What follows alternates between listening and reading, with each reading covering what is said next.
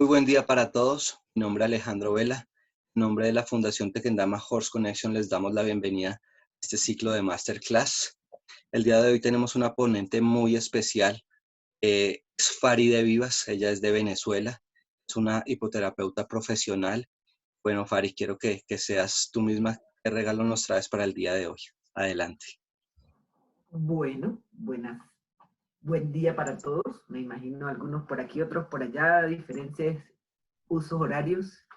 Pues como ya ustedes me conocen algunos, y para los que no me conocen, pues Alejandro me ha hecho una pequeña introducción. Mi nombre es Alaide Faride Vivas Ayali, soy la presidenta de la Fundación para el Desarrollo de la Zooterapia en Venezuela. Estoy aquí colaborando también con la Fundación Tequendama Horse Connection, muy contenta de estar aquí en Bogotá compartiendo con todos ustedes el día de hoy. Les traigo una charla, yo creo que bastante interesante.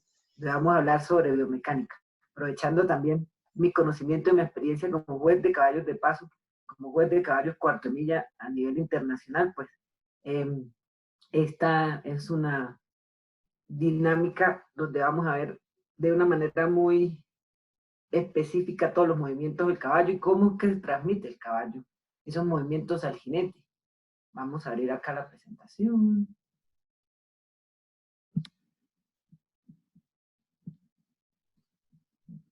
Y es que este es un archivo bastante pesado porque es un flash, tiene animaciones, tiene una cantidad de cositas. Cuando yo estuve haciendo mi especialización en España, pues tuve la oportunidad de todo este material para compartirlo en el aprendizaje de muchas personas, para la formación de muchas personas. Entonces, el curso de especialización que nos provee la Asociación de Zooterapia de Extremadura es como un diplomado muy técnico de 160 horas, en el cual pues, podemos aprender muchísimos aspectos en cuanto a los conocimientos sobre el caballo. El caballo, entonces, es la herramienta fundamental en la que basamos el trabajo en hipoterapia. Para ello es básico y necesario conocer perfectamente el paso de este cuadrúpedo, ya que precisamente el paso es el aire que emplearemos generalmente en nuestros tratamientos. Cuando hablamos sobre todo del primer nivel de atención en la hipoterapia pasiva y la hipoterapia activa, siempre vamos a trabajar el paso. Solo en casos muy puntuales podríamos llegar a trotar. Y ya ahorita conversaremos un poco sobre eso. Las siguientes animaciones intentan ilustrar cómo se produce este aire, descomponiendo el movimiento del paso en 8 semitiempos, que nos permiten seguir el proceso total de un tranco, entendiendo por tal un avance de cada una de las 4 extremidades. Entonces, para los que conocemos de equitación, sabemos que es un tranco. Para los que saben poco o están aprendiendo, entonces es la manera como nosotros medimos los pasos del caballo, la unidad de locomoción del caballo. La unidad de un tranco es el proceso dinámico en el que se producen todos los movimientos que el caballo transmite a su jinete. Y luego se van a ir repitiendo, por eso hablamos nosotros de movimientos repetidos, secuenciales, rítmicos, porque este patrón de movimiento se va a repetir en cada tranco de igual manera. Entonces vamos a comenzar por definir lo que son las extremidades del caballo, para poderlas identificar más adelante en la medida que vayamos viendo las animaciones. La anterior derecho lo vamos a identificar con las siglas AD, el posterior derecho PD, el posterior izquierdo PI y el anterior izquierdo AI. Es bien interesante ver esta descripción del movimiento porque para los que no conocen el caballo de paso fino, podemos decir que es exactamente lo mismo pero que camina rápido. Es como un corredor de marcha olímpica que camina rápido pero que no sabe trotar. Esa es la diferencia más grande biomecánicamente que tiene el paso fino, que él pasa de caminar rápido a una especie de galope, pero en unos avances muy cortos. Es una cosa que biomecánicamente es bastante particular. El caballo es un cuadrúpedo que en el andar al paso lo hace en bipeísmo diagonal y de forma simétrica lateralmente. De este aire decimos que tiene 4 tiempos. Cada uno de estos tiempos coincide con el posar de cada una de sus extremidades en el suelo. Por tanto, en el paso, el caballo apoya cada extremidad en un momento diferente. Si escuchamos atentamente el ruido del paso del caballo, podemos diferenciar claramente 4 golpes. correspondientes a cada posada de cada una de sus extremidades.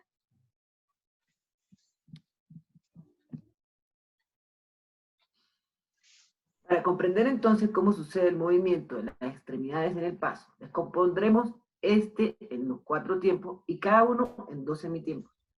No podemos perder de vista que este movimiento es continuo y por tanto debemos tener en cuenta que los momentos seleccionados corresponden a los estados intermedios entre una pausa y otra. En líneas generales, entonces, todos los caballos, todas las razas de caballos prácticamente que existen, tienen este patrón de marcha. Esto es lo que nosotros llamamos el patrón de marcha. Lo que nosotros buscamos en un buen caballo para terapia es que esto se cumpla de la mejor manera, porque lo ideal es que si nosotros, y la mayor virtud por supuesto que tiene el caballo, es ser capaz de transmitir el patrón de marcha, enseñárselo al cuerpo, volverse una extensión de nuestro cuerpo, enseñarnos a caminar, pues no debemos transmitirlo de ninguna forma distorsionada, o sea, debemos evitar tener trabajando caballos que puedan tener alteraciones en su locomoción, que tengan claudicaciones, lesiones o condiciones también de aplomo, de mucha desviación que puedan alterar este patrón de marcha,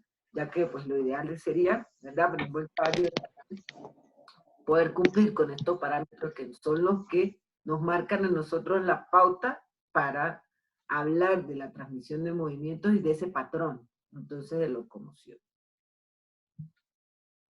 Entonces vamos a ver que en cada fase o cada tiempo vamos a ir observando cómo el caballo se va desplazando. En el tiempo 1, en la fase 1, los únicos que no caminan entonces con este patrón son los que caminan por ambladura. Los animales como el camello o algunas razas de caballos como el berberisco originario del norte de África, que fue uno de los que trajeron para acá, nos dio origen también a los criollos de acá, y algunas razas muy puntuales, en Inglaterra también hay uno, en manga larga en Brasil, en algunas partes hay caballos que se mantuvieron con ese patrón de marcha de ambladura, o sea que caminan en laterales moviendo al mismo tiempo los dos laterales del derecho, mano derecha, pata derecha o mano izquierda, pata izquierda. De ese movimiento, de hecho, se inspiraron para crear y desarrollar el movimiento de la locomotora, un patrón lateral. Cuando nosotros hablamos entonces de un buen patrón de marcha, estamos buscando este específico que lo tienen la mayoría de las razas de caballos del mundo. El caballo entonces, en la fase 1, en el tiempo 1, tiene 3 extremidades posadas en el suelo. El posterior izquierdo está pisando, los posteriores están separados por un paso. Estos bípedos, la grupa se encuentra en su punto más bajo. El anterior derecho está vertical en su apoyo, mientras el anterior izquierdo está elevado a la mitad de su recorrido. Va apenas a comenzar a impulsarse. El cuello desciende y la cruz se encuentra en el punto más alto. El cuerpo del caballo se inclina hacia adelante. El empuje del posterior derecho aumenta la zancada del anterior izquierdo. Va apenas comenzando su desplazamiento. En el tiempo 1, en la fase 2, el posterior izquierdo acaba de elevarse, apoyo sobre 2 extremidades en diagonal. La zancada del anterior izquierdo comienza a separar los 2 anteriores y la cruz desciende. Los 2 posteriores se acercan, la grupa asciende. La cruz y la grupa están a la misma altura. El cuerpo del caballo bascula y se pone horizontal. El cuello continúa bajando para traer el empuje o para traer el anterior izquierdo hacia adelante, que llega a su posición más baja. Entonces, en esta fase, este apoyo es diagonal. En el tiempo 2, en la fase 1, el anterior izquierdo pisa, apoyo de 3 extremidades. Las 2 extremidades anteriores están separadas un paso. La cruz se encuentra en su punto más bajo. El posterior izquierdo está vertical en su apoyo, mientras el posterior derecho está levantado a medio recorrido. La grupa está en el punto más elevado. El cuello se levanta para poder llevar hacia adelante el anterior derecho. El cuerpo del caballo se inclina hacia adelante. El movimiento se hace más lento.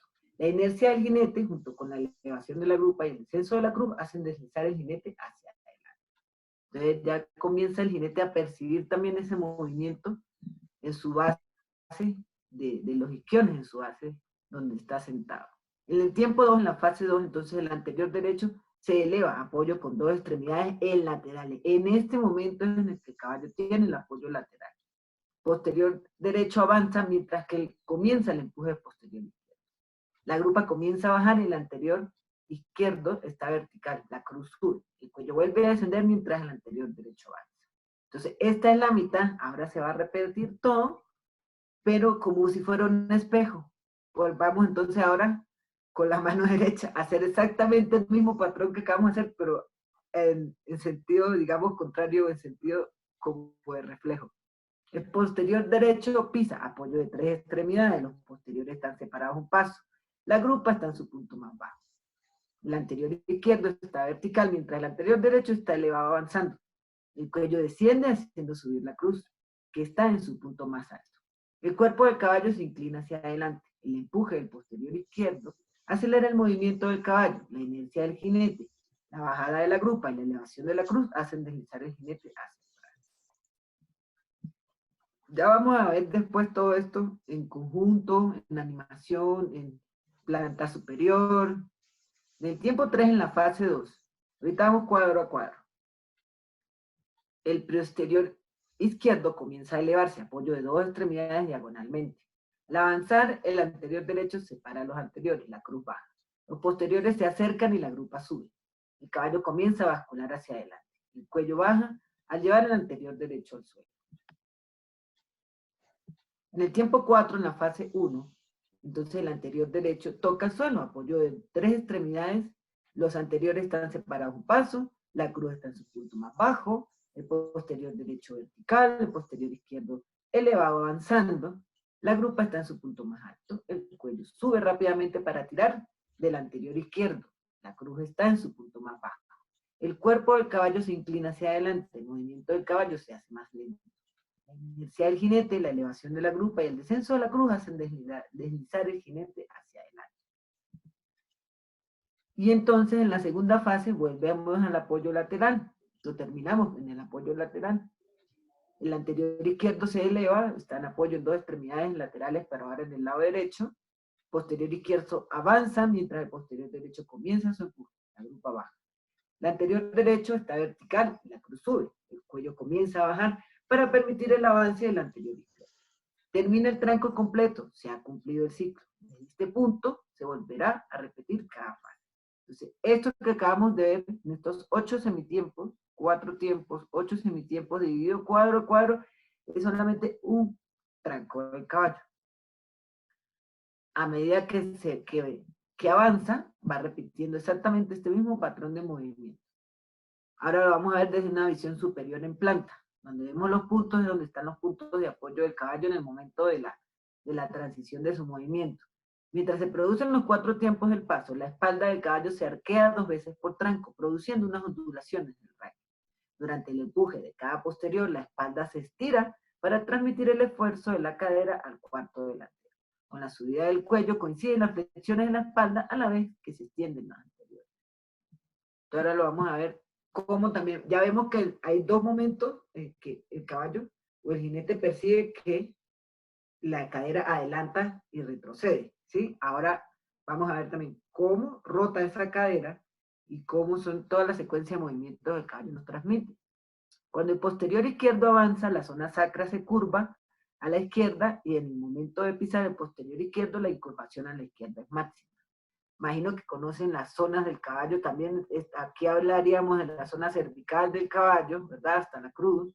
En esta parte sería la zona dorsal del caballo. Acá en esta zonita, entonces, antes de llegar a la cadera, la parte lumbar y, por supuesto, la zona sacra, la parte de la cadera hacia atrás, hasta la extensión de su colita. Entonces, la zona sacra se endereza cuando el posterior derecho se cruza con el otro posterior en su avance y el posterior izquierdo se encuentra vertical. El cuello se encuentra recto cuando una anterior cruza a la otra que está pisando. Se curva a la izquierda cuando el anterior izquierdo avanza. Cuando esta pisa, alcanza la máxima incurvación. Como consecuencia del escalonamiento de los movimientos de los bípedos posterior y anterior, los enderezamientos de la espalda coinciden con las incurvaciones del cuello y los enderezamientos del cuello con las incurvaciones de la espalda.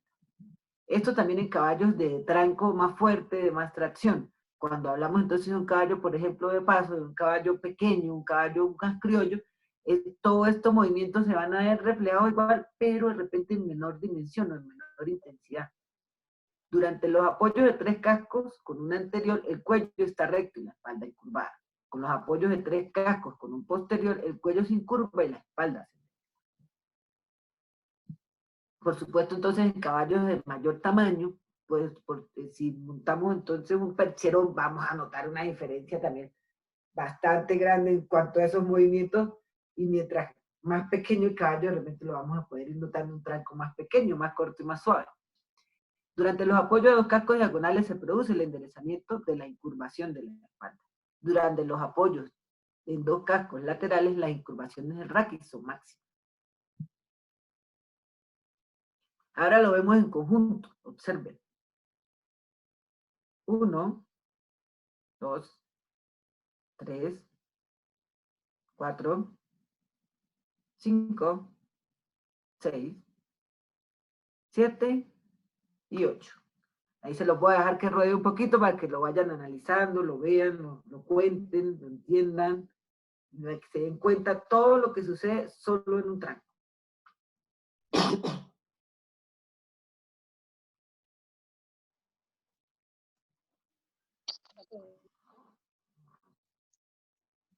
De esta manera es como el caballo nos va transmitiendo al cuerpo todos esos movimientos de los que nosotros podemos hablar, que son 4 tipos de movimientos, que según muchos estudios se ha demostrado que son capaces de reproducir de alguna manera el patrón de marcha de la locomoción humana y darnos a nosotros, transmitirnos al cuerpo un patrón de movimiento que nos estimula mucho en la parte neurológica y en el área motora, favoreciendo todo lo que es el equilibrio, la coordinación de movimientos y toda la parte entonces propioceptiva y vestibular.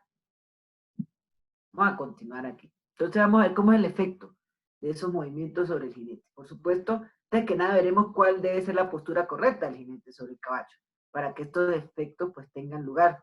Sentado sobre los isquiones, ahí estamos viendo en esa figura la cadera, ¿verdad? Y los huesitos isquiones, que son la base de nuestra columna vertebral, que están aquí abajo, porque muchas veces nosotros cometemos un error al sentarnos, y no nos sentamos en la base, sino nos sentamos yo siempre digo en el huequito entre los isquiones y el coxis. Aquí está el coxis, aquí están los isquiones en la base, aquí está el coxis, y la gente se sienta aquí en el huequito, no se sienta en la base real de la columna. Entonces debemos procurar, como siempre decimos, que el primer deber fundamental del hipoterapeuta o de la persona que trabaje con este tipo de actividad terapéutica, incluso nosotros como profesores de equitación, nosotros para poder encontrar el balance y ese control del cuerpo, esa dinámica para nosotros podernos manejar bien encima del caballo, es alinearnos, alinear la energía, alinear nuestra postura. El caballo además con sus movimientos nos estimula esa alineación y esa corrección de la postura. Entonces el jinete montando, por supuesto, con sus piernas a cada lado del caballo, dejando caer de forma natural, sin ejercer presión sobre los costados del animal, manteniendo las extremidades relajadas y el ligero contacto con el cuerpo del caballo. Sabemos que algunas personas con ciertas condiciones van a tener rigidez o pueden tener espasticidad, entonces en sus músculos aductores, que van a hacer que ejerzan presión. Entonces el caballo también, un caballo más brioso, un caballo de más energía, a lo que apretan me significa acelerar, de apretar el acelerador. Mientras hay caballos de repente más tolerantes, menos briosos o de raza menos, de sangre más fría, que reaccionan menos a este tipo de estímulos. Entonces ahí es donde nosotros debemos evaluar qué tipo de caballo también escoger para nuestros pacientes. Esta es la postura clásica de equitación que se debe cumplir y que se cumple en todas las disciplinas deportivas. De repente para saltar necesitamos los estribos un poquito más cortos, de repente en otras disciplinas, también para montar, cuando hacemos su trabajo con ganado en los cuartamillas también necesitamos tener mucha tracción en la silla para tenerlo. Pero el deber ser, lo que nosotros debemos buscar, entonces en nuestro jinete, paciente o alumno, como le queramos decir, es esta posición donde sentado sobre los isquiones el jinete pueda guardar una línea recta entre su cuello, el hombro, la cadera y el talón de su pie, con sus brazos caídos de forma natural, con una pequeña flexión en el codo que permita una línea recta entre el codo y la boca del caballo. Esta es la postura correcta de equitación, lo que nosotros debemos procurar, a donde nosotros debemos procurar llevarla a nuestro jinete para que pueda tener un buen balance, un buen equilibrio, una buena nivel de silla para poder ya llegar a niveles deportivos, que sería pues uno de los fines después de que hayan habilitado o que comprometida. Entonces, esto nos da a nosotros los parámetros que nosotros podemos y debemos cumplir en ese balance. Lo que pasa es que cuando estamos en las fases iniciales, sobre todo de quitación o de quinoterapia, de hipoterapia, no vamos a usar silla, porque la silla pues, nos bloquea de cierta manera la transmisión de movimiento y el apoyarse en los estribos no permite que el sistema vestibular se estimule y pueda desarrollar el equilibrio, un control, de verdad, una conciencia corporal con mejor estabilidad, con mayor control. Por eso no usamos estribos. Y yo particularmente como profesora de equitación nunca uso estribos. Hasta que no aprenden, hasta que yo no los veo caminando, trotando, galopando, la cuerda, con las manos así y sin silla, no les pongo la silla. Hasta que no desarrollan de verdad esa conciencia corporal, ese dominio sobre su peso y sobre su habilidad, y además de discriminar movimientos, de que esta mano la uso con una cosa y esta pierna, coordinar los movimientos, que también es un poquito difícil de desarrollar esa habilidad cuando estamos aprendiendo a montar para aplicar ayudas y todas esas cosas. Hay que tener mucha conciencia entonces corporal. Entonces el efecto de los movimientos del caballo sobre el jinete. Vamos a ver entonces ahora cómo es que el caballo nos transmite y cómo el jinete lo percibe. Durante el paso del caballo, el primer movimiento que nota el jinete es que su cadera recibe un empuje hacia adelante y un retroceso hacia atrás, recuperando su posición inicial. Este empuje se produce cuando el caballo empuja con una extremidad posterior y por lo tanto las anteriores están separadas a su paso. Cuando las extremidades posteriores del caballo están juntas y separadas las anteriores, el jinete nota la recuperación de su cadera a la posición inicial. Esto produce que el jinete note dos empujes hacia adelante de su cadera en cada tranco y dos recuperaciones. Entonces, lo que nosotros llamamos también la anteversión y retroversión de la pelvis. Entonces estamos sintiendo que nuestra cadera, que nuestra cintura está moviéndose, se está siendo empujada, se está siendo activada. Eso es lo que nos ayuda también a nosotros a activar o a liberar el cinturón pélvico, que es algo que le impide a muchas personas que tienen compromiso motor el poder adquirir la capacidad de la marcha o de caminar. Entonces, el segundo movimiento que nota el jinete sobre el caballo al paso es un balanceo de derecha a izquierda. Este movimiento se produce cuando el caballo levanta cada uno de los posteriores. Al levantar el posterior derecho, la cadera rota hacia ese lado, produciendo una torsión del raquis del mismo sentido, que produce un balanceo en el tronco del jinete hacia el lado posterior al levantado, hacia el lado opuesto, hacia el lado del posterior que va a levantar, ¿sí? Como lo vemos entonces sobre la marcha. El tercer movimiento que recibirá el jinete se refiere a la rotación de la cadera de derecha a izquierda. Este movimiento es más acusado cuando se producen los apoyos del caballo sobre dos extremidades laterales. Estos coinciden con el tiempo 2 en la fase 2 y con el tiempo 4 en la fase 2. Luego, en cada tranco tendremos una rotación de cadera a la derecha y otra a la izquierda.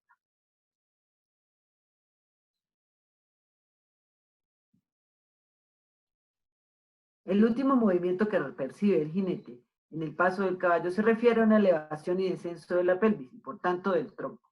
Este movimiento coincide con los puntos de mínima elevación de la cruz en el descenso y máxima elevación en la cruz en la elevación. Por lo tanto, durante el paso del caballo, el jinete experimenta sucesivas elevaciones y descensos dibujando una imaginaria línea sinusoide, produciendo dos elevaciones y dos descensos en cada tranco.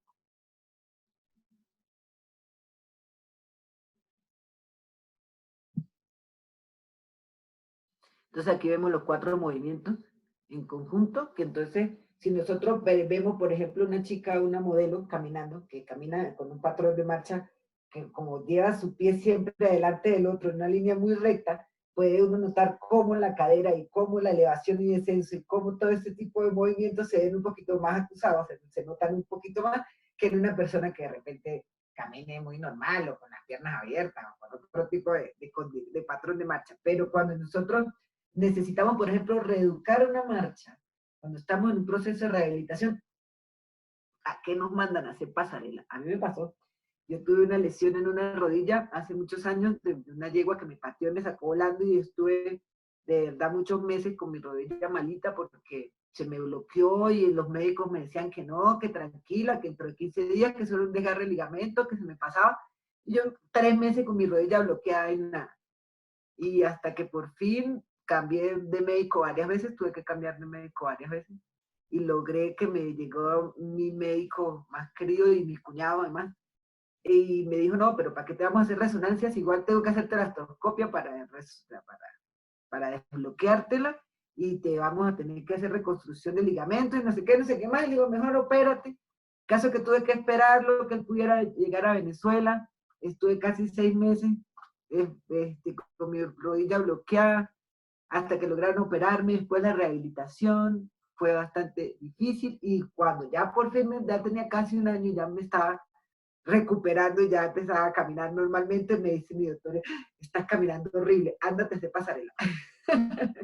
Y me mandaron a que corrigiera precisamente ese patrón, y entonces esta pierna, el músculo del lado izquierdo me había quedado un poquito atrofiado. ¿Cómo cuesta recuperarse y volverse a nivelar en el nivel de uno, por ejemplo, que es deportivo, que nos exige, ¿no?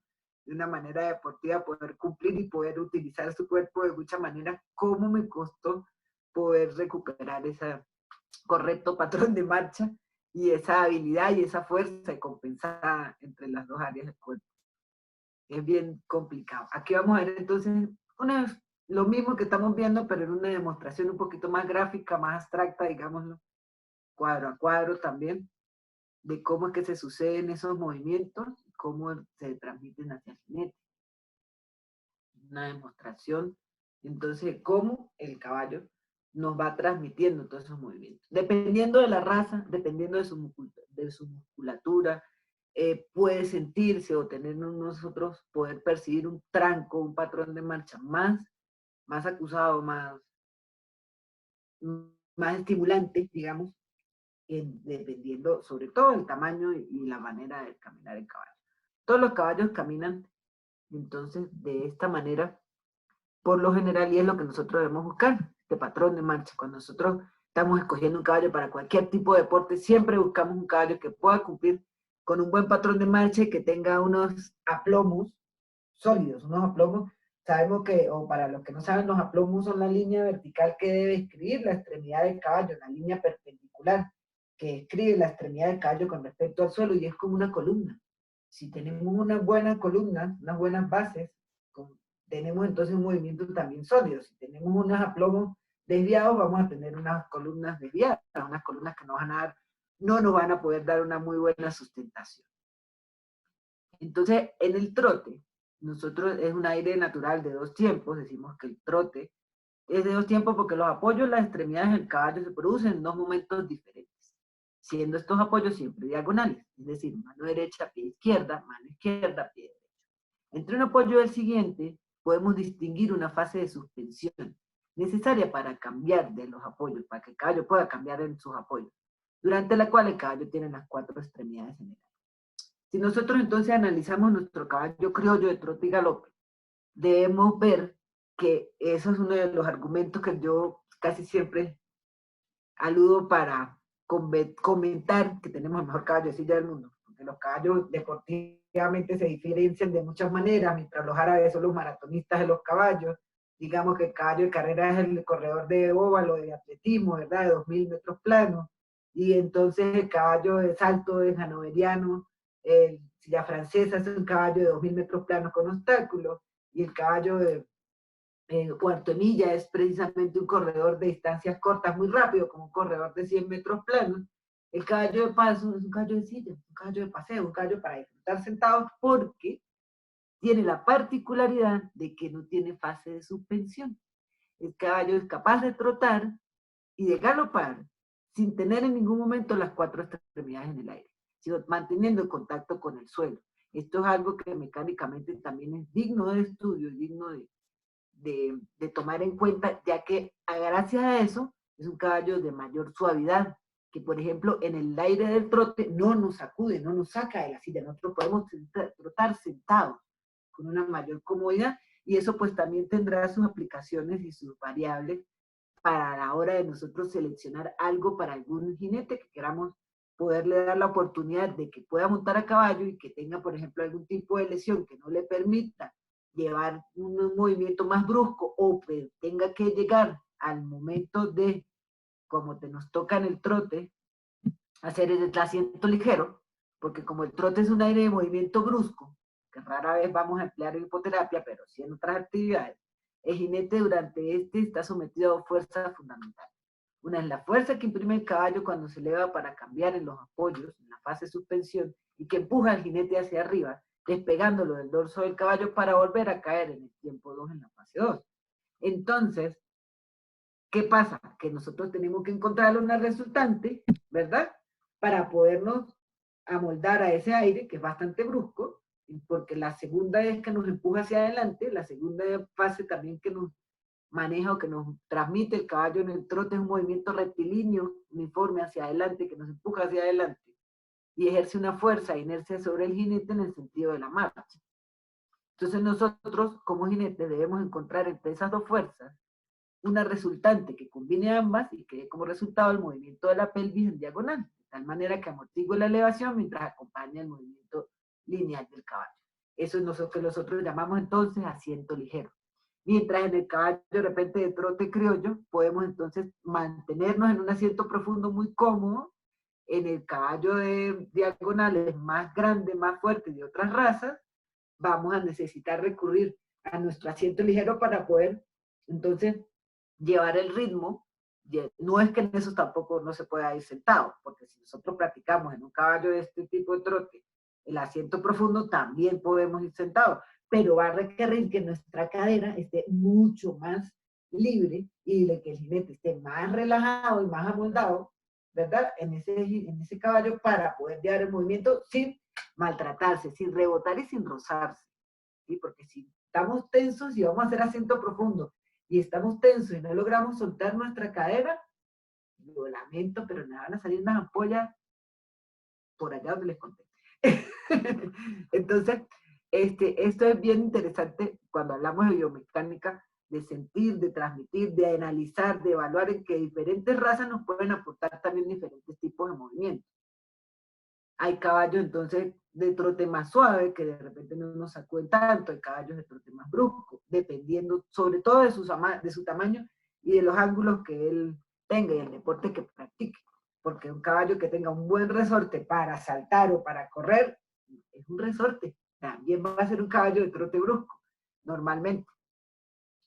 Solamente nosotros llegaremos a utilizar el trote, o yo particularmente he llegado a utilizar el trote, en pacientes hipotónicos, cuando ya están por consolidar el control de tronco y cefálico, yo los monto conmigo en monta gemela, puede que al final de la sesión, ya cuando yo los veo que están adquiriendo y estoy ya trabajando mucho, consolidar ese control de tronco y cefálico, les permita o le pida a alguien que me lleve a la cuerda y me trote o me ayude a trotar el caballo a la cuerda, o si estoy en corral de donde lo puedo hacer yo también, pero por norma de seguridad, prefiero que algún ayudante, que algún auxiliar me lleve el caballo a la cuerda, trotamos un ratito a la cuerda y él conmigo aquí, pues yo lo voy acompañando en su monta gemela y de esa manera con el trote, él va también a recibir un estímulo un poquito más fuerte a la hora de manejar y de estimular esa musculatura, cosa que no haría nunca en un paciente con espasticidad, con parálisis cerebral, con rigidez, porque a los que trota más bien me va a estimular a ponerse más rígido. En cambio, en la hipotonía sí puedo aprovechar ese trote y luego más adelante en trabajos más dinámicos también puedo trabajar ese trote, ya que es muy bueno trabajar en asiento profundo al trote. Ya en actividades como la equitación terapéutica o adaptada, o ya cuando vamos a nivel deportivo, se supone que deberían manejar entonces ya los 3 aires, que es paso, trote y galope. A ver. Entonces, por último, el aire del galope se compone de 3 tiempos más una fase de proyección. Este aire es el más rápido, ya que son 3 las formas de apoyo del caballo. La fase de proyección corresponde al momento en que el caballo se impulsa hacia adelante, permaneciendo con las 4 extremidades en el aire. Aun siendo un aire muy cómodo, se requiere de buen equilibrio y postura para ejecutarlo correctamente. En este también vemos la diferencia entre los caballos criollos nuestros de trote y galope o de trocha y galope, que tampoco tienen fase de suspensión en el galope, entonces también pueden permitir tener un galope mucho más suave, más cadencioso y con un ritmo más corto, en lo que perfectamente nos marca el 14, por eso nosotros en la tabla siempre estamos buscando que esos sonidos nos den una indicación de que el caballo está ejecutando su mecánica correcta como nos gusta a nosotros, lo que estamos buscando cuando evaluamos y analizamos entonces los caballos en sus movimientos. Acá lo que sí es una cosa que no existe en otra parte del mundo es la trocha. Eso sí, solamente nosotros en Colombia y Venezuela compartimos ese aire tan especial, tan particular de ser un trote en 4 tiempos, un trote disociado en 4 tiempos, que mecánicamente no existe en otra parte, que es capaz incluso de pasar de ese movimiento tan rápido como es la trocha a galopar en una cadencia más lenta y más corta como es el galope. Por eso nosotros decimos que es uno de los aires más complejos de ejecutar para el caballo, la trocha y el galope. Los caballos todos pueden galopar, lo que pasa es que muchas veces no los entrenan completamente para que salgan en la pista ejecutando los dos aires. Por eso hay esa diferencia acá en nosotros en Colombia, en Venezuela y en los países donde se crían y se aprecian a los caballos de paso los 4 modalidades, el trote y galope, la trocha y galope, la trocha pura y el paso fino. Tenemos entonces un animal producto de una fusión de razas que se dio acá solamente en esta zona de Latinoamérica, porque si nos vamos a ver, tenemos un animal de sangre caliente, ardiente, digo yo a veces, ¿verdad? Que se crió acá, sobre todo en Colombia y Venezuela. Las islas, vemos a Puerto Rico, vemos al puro puertorriqueño, vamos a Dominicana, vemos al higüeyano, vamos más bajito, vemos al paso peruano, vamos a Brasil, vemos a manga larga, vemos diferentes razas, pero ya cuando la latitud empieza a enfriarse, digo yo, y empieza a enfriarse la sangre y vemos los caballos de 4 estaciones, sean del norte o del sur, vemos caballos de sangre mucho más fría, vemos caballos de trancos mucho más grandes, más, entonces es una cosa que da interesante a evaluar y analizar y estudiar. Mucha gente que está acostumbrada, que vive en países de 4 estaciones, pues no conoce ni tiene idea de la fogosidad y el desgaste energético que puede, y la resistencia que puede llegar a desarrollar un caballo de paso. El caballo árabe, siendo el caballo más resistente de todos, el desgaste de energía es progresivo, no es tan fogoso, no es tan intenso como en un caballo de paso que en 5 minutos ya está, ¿verdad? Súper fogoso, súper acelerado, sudando con todas sus venas brotadas porque tiene un desgaste de energía. Cuando hablamos entonces del estrés oxidativo de los caballos de alta competencia, de alto rendimiento, vemos que aquí hay un derroche de energía impresionante, que son capaces, de acuerdo al entrenamiento que tengan, de tener una buena resistencia también. Entonces, una raza que puede aportar cosas muy interesantes en el mestizaje.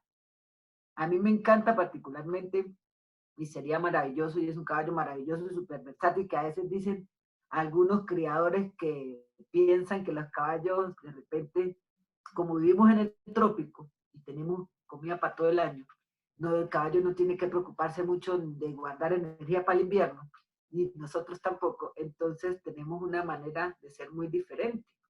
Eh, Cuando hay mucha gente que cree que trayendo razas europeas va a mejorar la raza del caballo criollo, y entonces habemos criadores y habemos estudiosos de lo que es nuestra raza y amantes de lo que es nuestra raza criolla en Venezuela y en Colombia, donde nosotros decimos que no, que al revés, que el que puede aportar quizás cosas más interesantes es el criollo. Puede que los otros nos aporten tamaño, nos aporten eh, algunas líneas genéticas, algunos colores o algunas actitudes para el trabajo.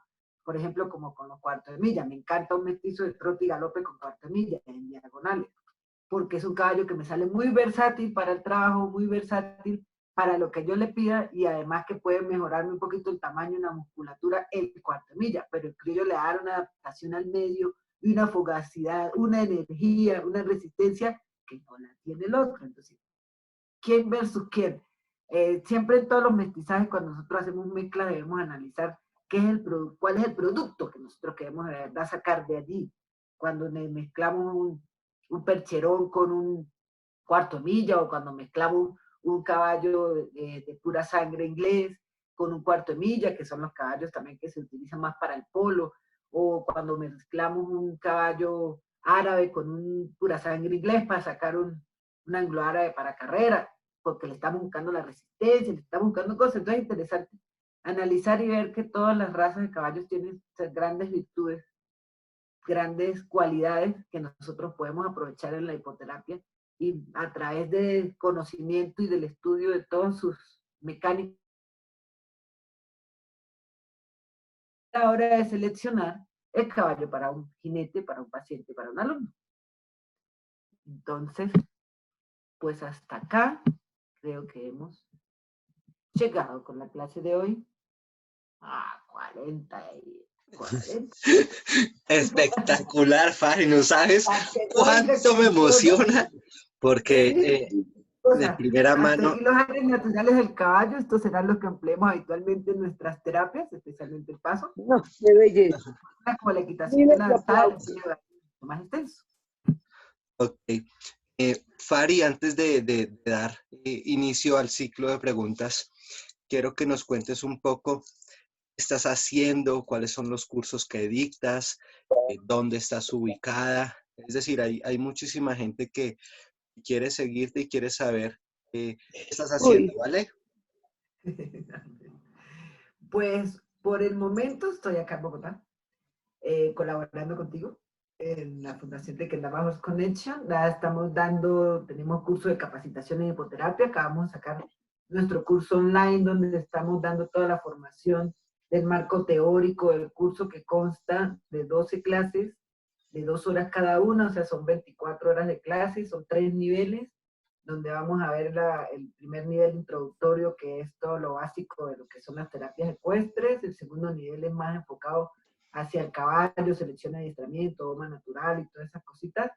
Y el tercer, biomecánica, por supuesto. Y el tercer nivel, que ya es más enfocado hacia lo que es el protocolo de atención, análisis y evaluación de los casos, neurodesarrollo, y bueno, tiene un pensum bastante completo, pienso yo, en lo que es la introducción a lo que puede ser una buena formación. Por ahí estamos estudiando y trabajando también en crear un diplomado, con un convenio que tenemos por ahí con la Universidad de La Salle. Se está desarrollando el pensum, que ya lo vamos a compartir por ahí muy pronto, si Dios quiere, y dando formación. Yo trabajo también como asesorando a algunos criaderos. El que quiera, con mucho gusto, estoy a la orden para asesorar criaderos, para formar desde palafreneros, cuidadores, montadores, entrenadores de equitación. También he colaborado con algunas escuelas, dando algunos talleres y cursos de formación para los entrenadores de equitación, ya que es muy importante, y considero muy importante, que tanto la federación y las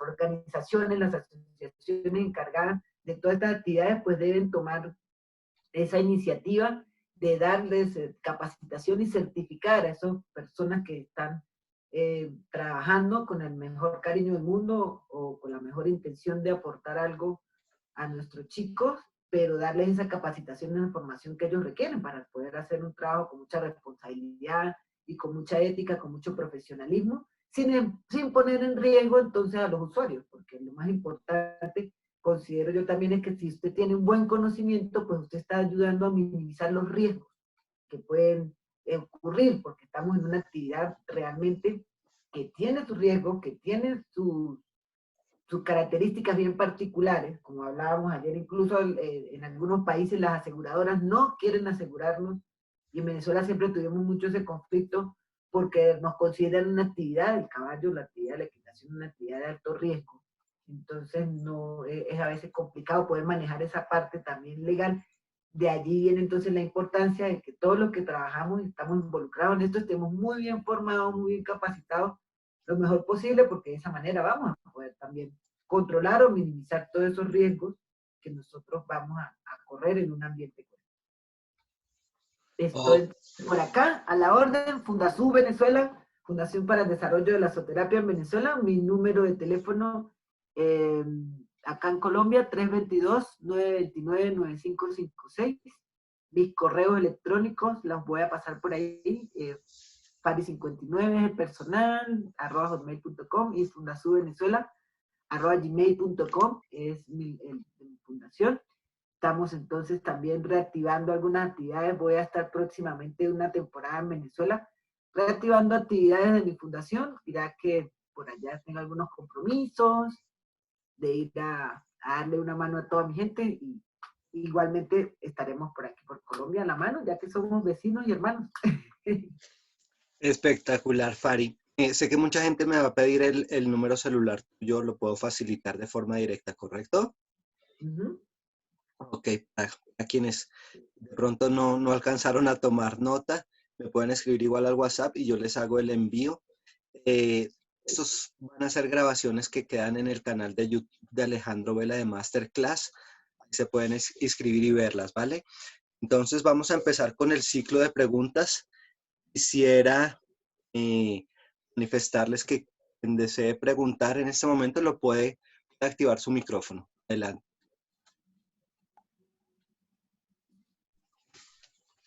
Ahí hay tanto para preguntar que no sabía uno qué decir. Adelante, Dorita.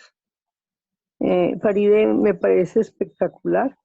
Qué rico, no sé cómo llamar. Yo creo que es mejor llamarte porque en realidad el país necesita certificar a todos los parafreneros, a todos. Entonces, yo certifico con el SENA hace 7 años. Y Muy bueno. ahora, Filipinas, yo no sé si ya te llamó, pero necesitamos certificar toda esta gente y vamos a empezarlo. Yo soy de la mesa sectorial agropecuaria, la representante de Antioquia, entonces también necesitamos personas como tú. ¿Qué tiempo tienes? ¿Qué podemos contar contigo antes de que te vayas? Para que te hiciéramos como algo muy importante con el SENA. Yo te relacionaría con el SENA. ¿Te parece? Claro, me encantaría, me parecería una oportunidad genial. Yo tengo ya formulados algunos talleres para formación de palafreneros, de cuidadores, y porque es muy importante, es la función de ellos. Ellos tienen que saber hacer una doma de cuadra, manipular los potros. Ellos son los que realmente se van a encargar de toda esa parte y de mantener como la disciplina también entre los animales. Porque ya después cuando viene el entrenador, él es el que tiene que preocuparse cuando el entrenador se va y antes de que el entrenador llegue. El entrenador solamente llega de repente a ejercer una función de educación, pero toda la base de disciplina la necesita poner el cuidador, el palafrenero, y además tener una buena capacitación en la atención de emergencias veterinarias, saber cuándo de verdad llamarlo de urgencia o llamarlo con un poquito más de calma, poder atender cualquier eventualidad, ¿verdad? Entonces yo le he propuesto también a FEQUINAS, ya les hice una propuesta, porque para capacitar a esos muchachos, darles una acreditación, conmigo pueden contar a la que quieran. Yo vivo a 1 hora de Cúcuta, o sea que estoy a 2 horas de aquí, si me voy en avión y vengo.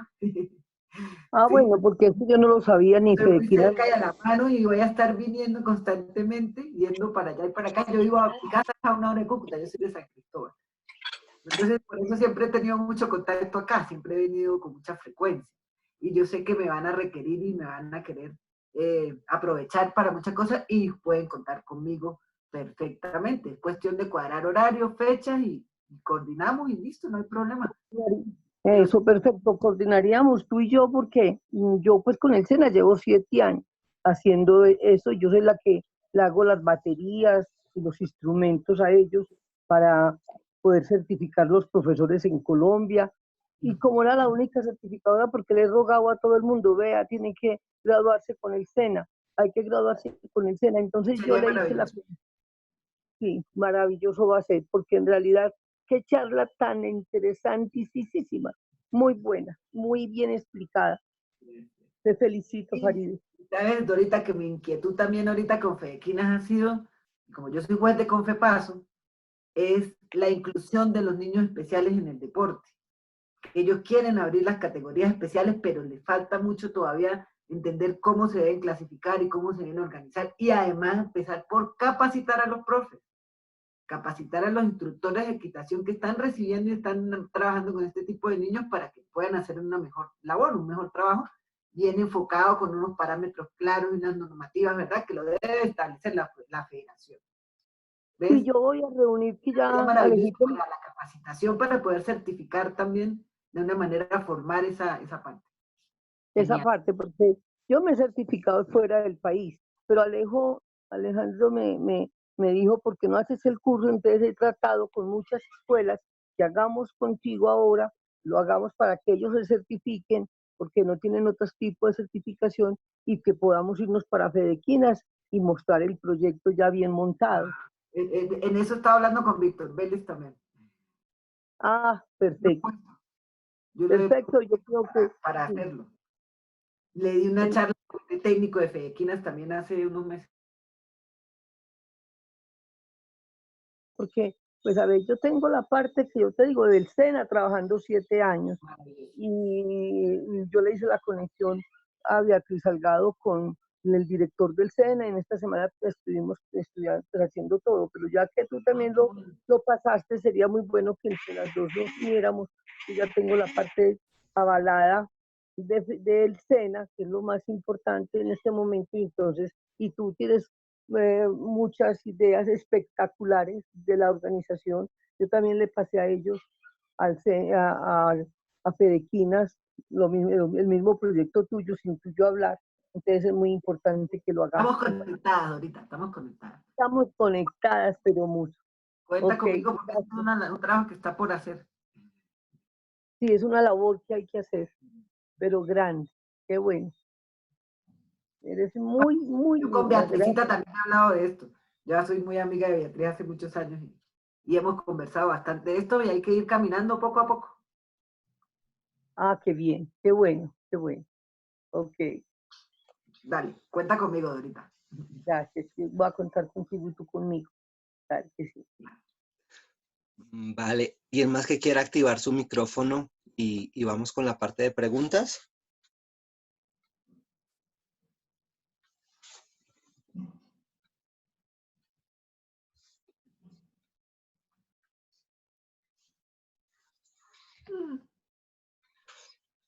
Bueno, Farid, yo quiero que nos cuentes acá. Hola, ¿me Ok, oyen? adelante. Hola, Fari, ¿cómo estás? Hola, querido. Bien. Eh, Muchas gracias, muy interesante y muy chévere. Me encantó tu charla y de biomecánica. Me encantó también como la pedagogía de los gráficos y de las diapositivas está muy pedagógica para entender muy claro todo el proceso de biomecánica. Fari, tengo dos preguntas. A ver, ¿tú qué opinas? Es uno, en esta fase de apoyo del paso, sobre los caballos que hacen fases de apoyos de sobrepisada, retropisada y traspisada, es decir, que pisan sobre la huella, atrás de la huella o después de la huella de la mano, con el posterior. Entonces tengo una duda, ¿tú qué opinas en términos de equilibrio del caballo cuando va al paso? Si las pisadas están por detrás de la huella, ¿qué tan equilibrado está el caballo en el movimiento del paso?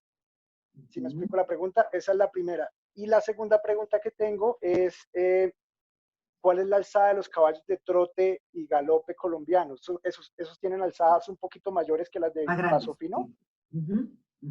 Bueno, fíjate que cuando nosotros estamos escogiendo, por ejemplo, un caballo para adiestramiento, ¿te acuerdas como en la clase de Clyde?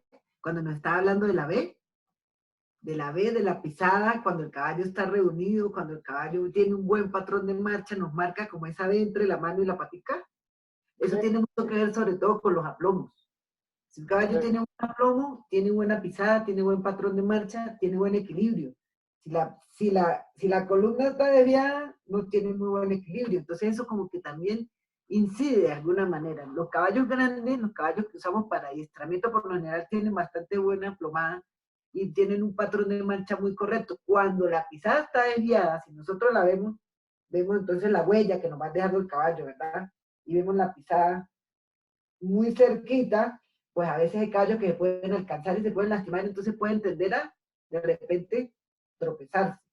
Cuando un caballo que cuando estamos entre las anteriores y los posteriores, ¿verdad? Cuando nos hace la B, que es donde nos llega, pero no llega completamente tan cerca, ¿verdad? En ese cierre, entonces ahí tenemos un buen patrón de marcha, pero cuando es muy abierto, pues también entonces vamos a tener otro patrón de marcha un poquito más forzado, digámoslo así, eso hay que evaluarlo y a mí me gusta mucho evaluarlo porque la mayoría de la gente ve el caballo siempre en perfil, ven caballo, ven y lo miran acá, lo miran siempre, te muestran un video de un caballo y dice, todo el mundo me lo toma en perfil, pero yo les digo, no, por favor, préstenme un video donde yo lo pueda ver por detrás y por delante, yo precisamente también cuando evalúo caballos de paso, yo soy una de las más mañosas de que yo me voy para la cabecera de la pista.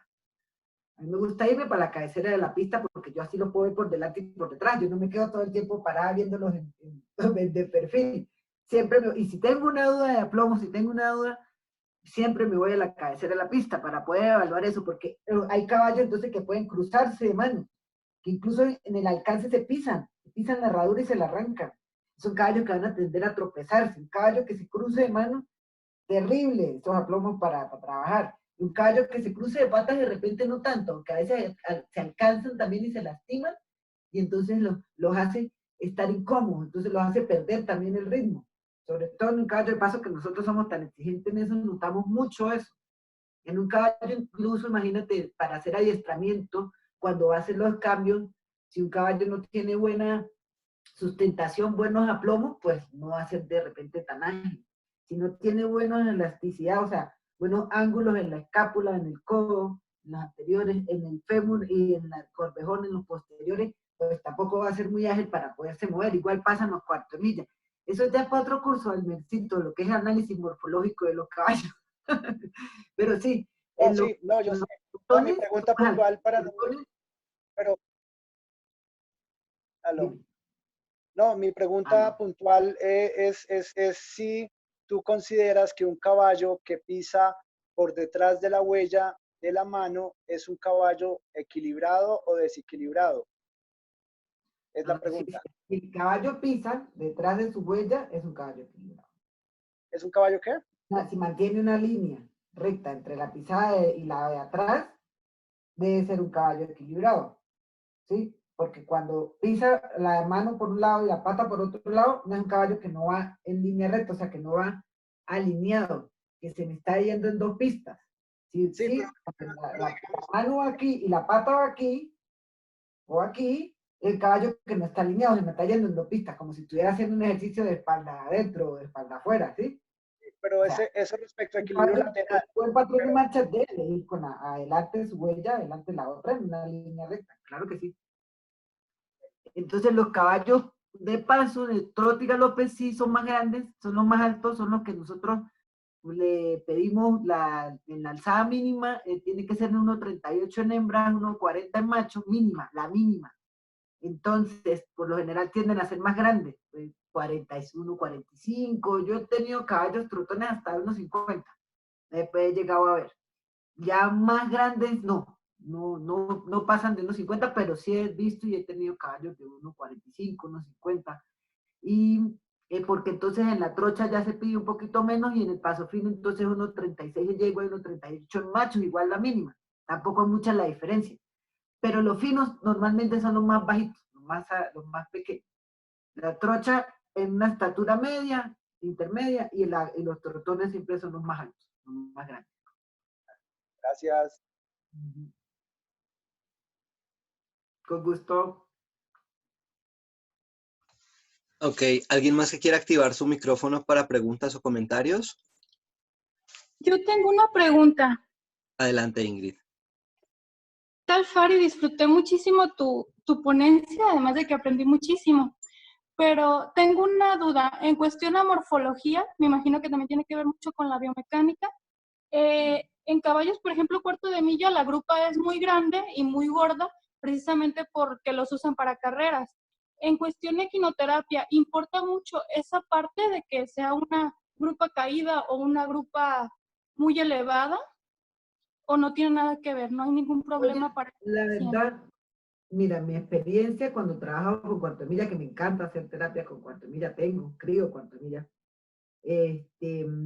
la grupa depende, porque si tengo un paciente con espasticidad que le cuesta mucho abrir las piernas, pues le va a costar hacer ciertos ejercicios, ¿verdad? En un caballo muy ancho. Si queremos, pero si tenemos otro tipo de condición, por ejemplo, cuando hay hipotonía y cuando hay problemas motores, de disfunciones motoras, me gusta mucho trabajar con el cuarto milla porque el cuarto milla también tiene un tranco y una musculatura que transmite mucho movimiento, que estimula mucho el movimiento. Pero pues lo incómodo va a ser de repente si tenemos un paciente con espasticidad, para poder abrir las piernas y el caballo es muy ancho. La musculatura de sus posteriores, pues precisamente es característico de la raza. Y eso es porque ahí está el motor, ¿no? Y ahí está el empuje, ahí está la fuerza para empujar el movimiento. Entonces, a mí lo que no me gusta mucho es que algunos cuartos de milla más bien son más bajitos de cruz que de anca. Ahí sí lo bajita que el anca. Y algunos cuartos de milla, algunas líneas de cuartos de milla lo vemos a veces, porque tienen mucho motor atrás. Y entonces, como ellos también se agachan mucho y tienen, es su diseño adecuado a la función. Por eso la morfología y ellos, los caballos, pues desarrollan todas esas condiciones para poder adaptarse al trabajo que le pedimos. Lo que sí no me gusta, morfológicamente hablando, en ninguna raza, y que yo he comprobado y he visto que no me simpatiza para nada, son los caballos que tienen la cruz plana. Porque los caballos que tienen la cruz plana, primero, se les escurre la silla, se les escurre el cinchón, o sea, no encaja bien, ¿verdad? El ángulo aquí de cuando ponemos el cinchón, no, se les escurre lo que les ponga. Y he notado que, según mi criterio, son caballos de lomo frío, son caballos que no distinguen peso, que no sienten en el lomo mucho las cosas y que no son tan nobles, o sea, que no son como que les cuesta conectarse con la persona, no sé. Es algo que yo he apreciado y he visto en los 30 años que tengo dando clases, que los caballos de cruz plana siempre me han dado problemas, no solo porque les cura la silla, sino porque son desconfiados, se vuelan con cualquier tontería, con cualquier excusa que quieren volar, no son muy voluntariosos para el trabajo y no distinguen peso, porque un caballo noble, para mí, distingue sobre todo el peso, entonces por eso distingue también entre un alumno, entre un niño y un adulto, porque distinguen el peso, sienten el peso diferente, además de la energía.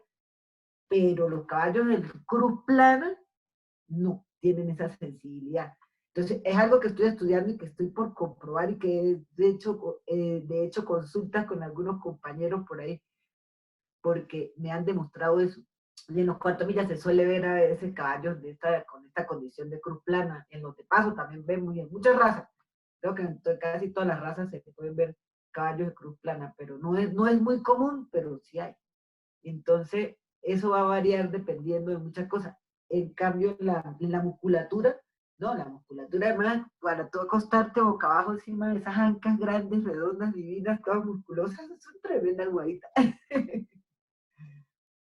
Entonces, dependiendo de que lo quieras usar, pues tiene sus aplicaciones. Perfectísimo. Muchísimas gracias. Me aclaraste todo y hasta me dijiste lo de la cruz. Muchísimas gracias. Y feliz cumpleaños un poquito atrasado, pero te mando un abrazo desde acá. Gracias. ¿Alguien más que quiera activar su micrófono, hacer preguntas, comentarios?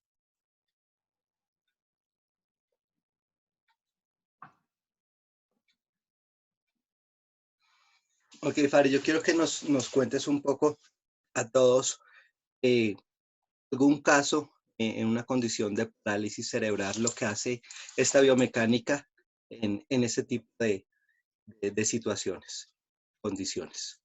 Bueno, pues lo más importante y el fin que nosotros buscamos cuando hay parálisis cerebral, y sobre todo hay bloqueo de la cadera, ¿verdad?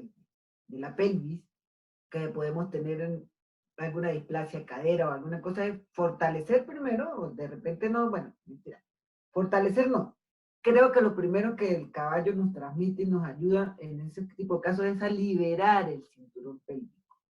Es a buscar, a través del movimiento, estimular que esos músculos y que esos nervios que están ahí como contraídos, como que no saben qué hacer, como confundidos en toda su parte de conexiones nerviosas y de transmisión de información, empiecen a organizarse, empiecen a ocupar su lugar y a ejercer su función adecuadamente. Entonces, a través de ese movimiento rítmico, secuencial y repetitivo que está sintiendo la pelvis, nos está ayudando a relajar esos músculos, a que se organicen y empiecen a funcionar como debe ser, a través de ese sistema nervioso central que se está viendo estimulado, ¿verdad?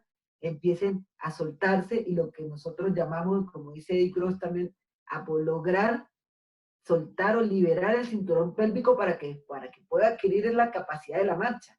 ¿verdad? Precisamente ese movimiento que él nos transmite en la cadera, que percibe nuestra cadera con la arteversión, la retroversión, el balanceo, nos está estimulando toda la propiocepción, nos está estimulando todo lo que es el equilibrio, el sistema vestibular, todo lo que es la capacidad motora de funcionar, de trabajar esos movimientos.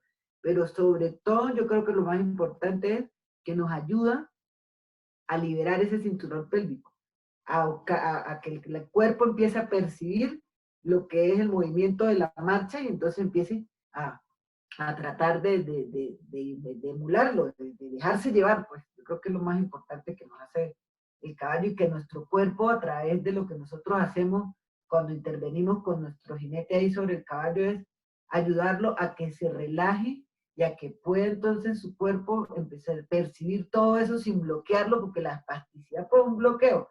Y cuando tenemos todos esos músculos y todas esas cadenas musculares que tenemos en la zona de la espalda y en la zona lumbar, en la zona de la cadera, de los glúteos, de todos esos músculos que entonces están a través de los nervios contraídos, pues el movimiento nos va a estimular, ¿verdad?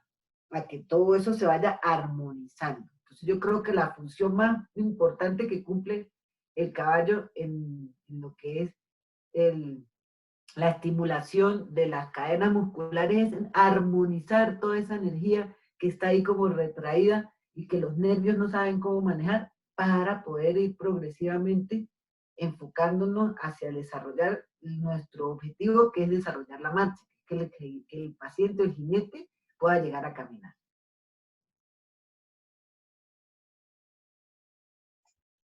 Ok, en cuanto a la parte de los tiempos, ¿esta biomecánica ayuda en qué tiempo? Muchas veces es una de las preguntas más frecuentes. ¿Qué nos podrías contar con respecto a eso? Es que yo creo que lo más importante también que hay que entrar en conciencia es en la constancia, en la repetición de las clases. No es para mí nada eficiente una clase a la semana. Trabajar una vez por semana, y menos en condiciones musculares o en condiciones físicas, ¿sí? Porque nuestro cuerpo y nuestros músculos necesitan acondicionarse. Cuando tú vas a un gimnasio y empiezas a hacer ejercicio, los primeros días te amaneces lleno de agujetas, que te duelen los músculos, que no sé qué, y progresivamente tus músculos van a aceptando el ejercicio y van adquiriendo más fuerza, y después ya de nuevo póngame 2 kilos más, ¿verdad? Métale 2 kilos más a las pesas, que ya el mismo cuerpo empieza a pedir más. Pero eso tiene que ser mínimo 3 veces por semana, porque si no, yo voy hoy para el gimnasio y vuelvo a la semana o vuelvo dentro de 10 días y vuelvo a empezar de cero.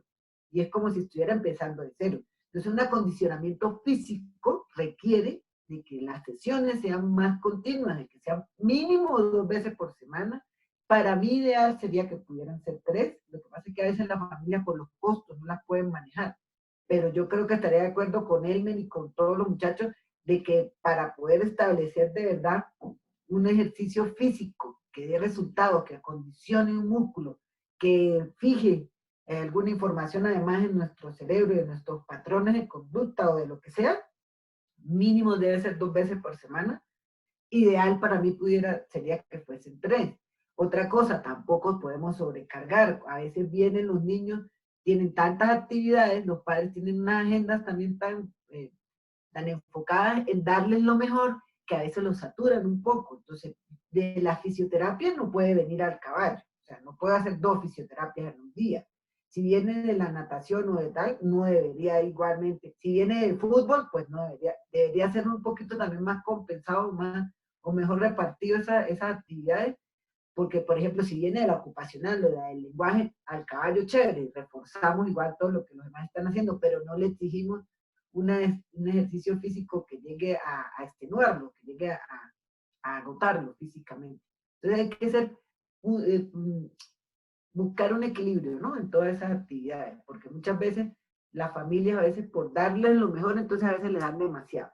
Y hay otras que entonces por recursos, por tiempo, por X cantidad de cosas, les dan muy poco. Y cuando estamos hablando de una rehabilitación física, necesitamos un ejercicio mucho más constante y más con una secuencia más corta, o sea, que no sea tanto espacio, tantos días entre una sesión o entre un ejercicio entre un ejercicio y otro, para que podamos entonces de verdad consolidar y ver los progresos. Porque muchas veces sí, hoy logramos algunas cosas, pero resulta que vuelve y me llega dentro de una semana, dentro de 10 días, dentro de 15 días, me vuelve a llegar igual de cero, estoy empezando de cero otra vez.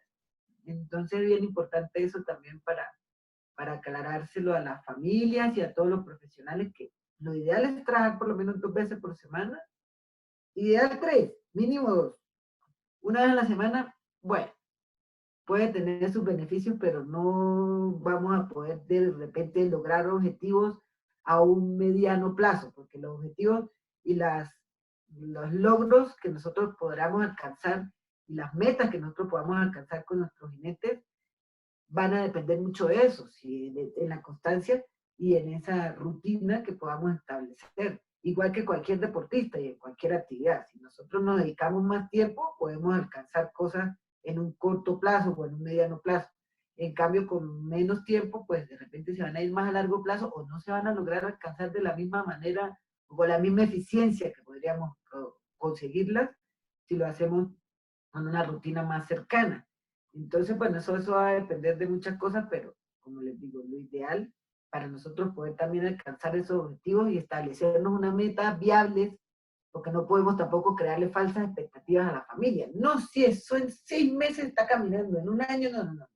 Todos son diferentes, todos son individuos que van a ir dándonos, pues, esos progresos de una manera muy particular y muy individual, que hay que irlos documentando, hay que irlos evaluando a medida que se vayan dando para poder demostrar cómo vamos avanzando, pero que también eso va a depender mucho de la constancia en la participación de las actividades. Ok, Fari, muchas gracias. ¿Alguien más que quiera hacer alguna pregunta?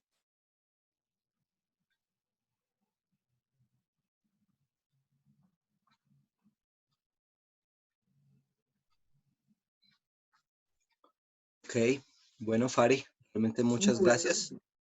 Pasamos ahora a la siguiente fase, ¿vale? Un abrazo, los esperamos a todos. Tendremos hoy 2 masterclass más, una a las 4 de la tarde desde Argentina y otra a las 7 de la noche a Colombia desde Bolivia. Bendiciones.